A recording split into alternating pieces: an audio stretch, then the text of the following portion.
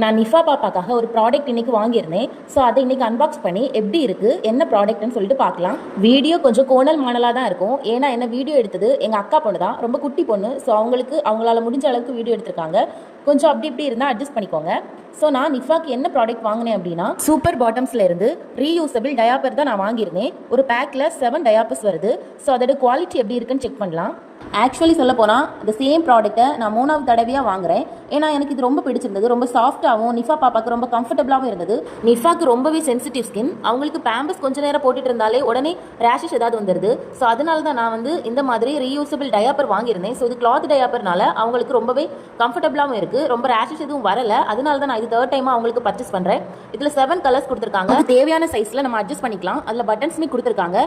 நான் நிஃபாக்கு night time இந்த cloth diaper தான் யூஸ் பண்ணுறேன். ரொம்பவே கம்ஃபர்டபுளாக டிஸ்டர்ப் எதுவும் இல்லாமல் தூங்குவாங்க. டிஸ்கிரிப்ஷனில் லிங்க் ஷேர் பண்ணுறேன். உங்களுக்கு வேணும்னா நீங்களும் பர்ச்சேஸ் பண்ணிக்கோங்க. பாய்.